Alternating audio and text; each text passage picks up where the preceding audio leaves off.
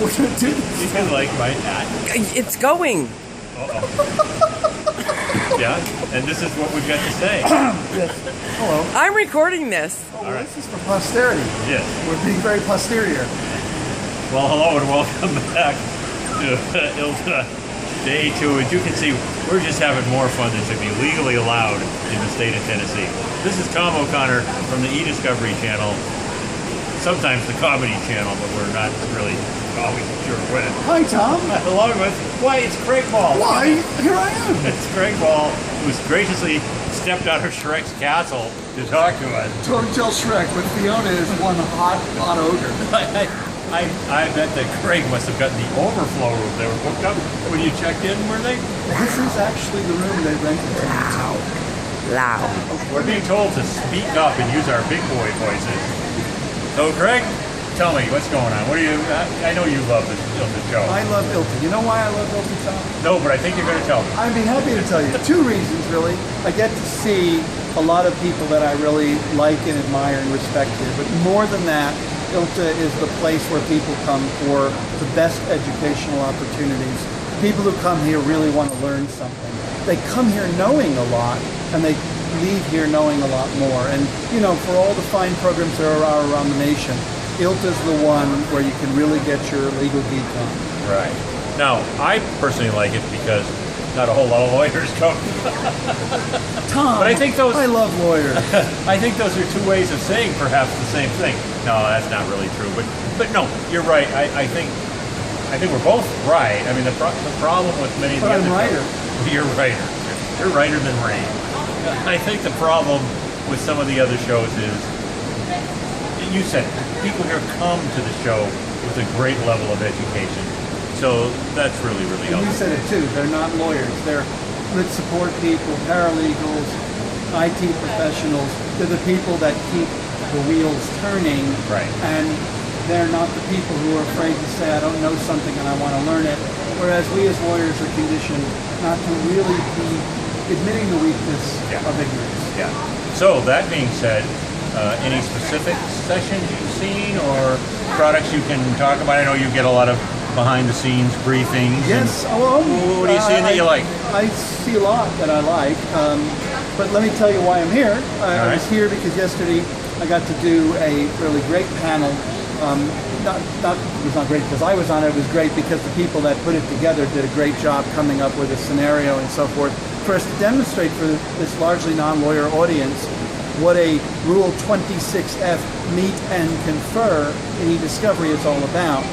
Helping them see how lawyers, information technology, litigation support, and clients will work together before a 26F and confer to get ready, how they meet with their other side, how it devolves into the usual baiting and name-calling, characteristic of getting the lawyers involved, and then appearing before Judge Andy Peck of the Southern District of New York, who did a masterful job of keeping everything moving and of making it a good learning experience. That's a great point because, as I recall, you've been gracious enough to invite me to assist in teaching at the Georgetown University eDiscovery Academy for several years, and that there is that dichotomy. Half the class tends to be IT folks, and half of them tend to be lawyers. And we've really noticed that the IT folks don't always understand. Somebody this past year, for example, I don't know if you recall, asked at the end of one session, "What's a motion for summary judgment?" And so, yes, that's a great point to have that sort of a session with this group is really helpful. Anything else you've seen that's not that the fact that you were in that wasn't making it worth seeing, but well, I mean, I've done a number of product briefings. I'm happy to see new features coming in, Good. and one thing I just got through looking at was a web-enabled version of a tool that I've been a big user of, with a newly released review platform aspect for what had been a very fine processing engine. And now I'm excited because I'll be able to use it in conjunction with my teaching at the University of Texas Law School. Right. And I also, on that same topic, I had a good meeting with people at Relativity, and those people have been very kind in making educational resources available so that we could have something that law students could use that are real-world tools. that's one thing that's missing from the legal education is practical, real-world, hands-on experience. And so I'm grateful to a number of the exhibitors here at ILTA for the contributions that they've made of their expertise in software to support education. Real quickly, you seem to have said the magic word. Everything here seems to be web-based, the cloud. We're moving. Not that you and I haven't seen that, I think, in the e-discovery world, but I'm seeing a real trend, not just for e-discovery, case management, document management, all aspects of the back office functions of the firms. Their lawyers seem to have finally gotten over their reluctance to trust working in the cloud. Well, I wouldn't go that far. All right. I think mostly the smarter people are just not telling them it's the cloud, or they're doing it, calling it it's a private cloud or something. What's moving it as much as anything, Tom, is the move to mobile devices. Yeah. And we've got people here.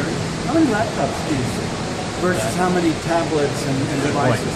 I mean, when I get on an elevator here at ILTA, everyone is looking at a device. Yep. So recognizing that people want to interact through these devices makes the cloud an essential component of modern day law practice. that's an interesting point. I hadn't thought of that, but you're right. Everybody is tablet-based, smartphone-based, big smartphones. This is going back to the days of the big phone on your shoulder. Myself, just because I need the big screen now that I'm getting a little chronologically challenged. But, well, great. I certainly appreciate your taking the time to talk to us, despite all the kidding. What's coming up? Anything that you recommend in the next 3 or 4 months other than... Well, from here I'm going to Bastrop, Texas, to attend the HTCIA, the High Technology Crime Investigation Association annual meeting. Guessing that's the forensics focus. It is the forensics focus. It's kind of like ILTA, but even geekier, if you can imagine that. Even more of a frat boy party than the ILTA, let's all get together and get drunk at night ambiance. I got it. There's people cutting. It's not. I say frat boy. Actually, there's much cutting loose among the both sides. That's a great point, though. You know, it used to be almost exclusively male in the IT world. Significant number. I don't know what the exact numbers were, but I'm guessing in the 30 to 40% female IT professionals now that I'm seeing here, at least. So that's interesting.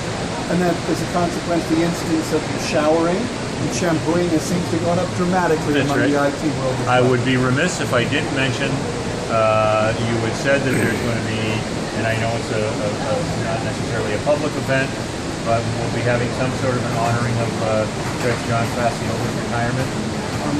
Yes, and sometime in the fall. Closely held secret, as a matter of fact. That's great. Well, so let's be sure we put it out on video. No, I wanted to make sure that everybody knows that he's retiring and what a great guy he is. I just wanted to, we meet a lot of people in this profession. We've known a lot of people over the years.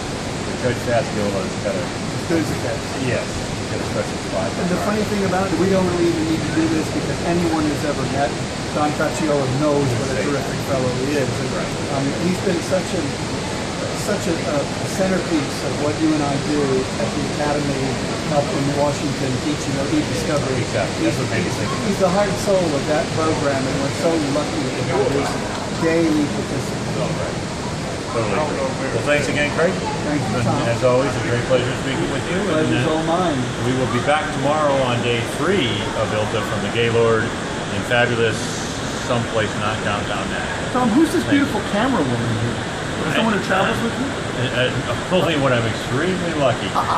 I actually, when I'm with the marketing guru par excellence, Gail O'Connor, I feel like much like Jack Kennedy, who was returning from a trip to Europe, said to the press corps, "You may recall me as the man who accompanied Jacqueline Kennedy to Paris." I think if we had a pillbox hat, that might have actually been Jackie O's outfit. That's right. Thank you and goodbye from the e-Discovery Channel.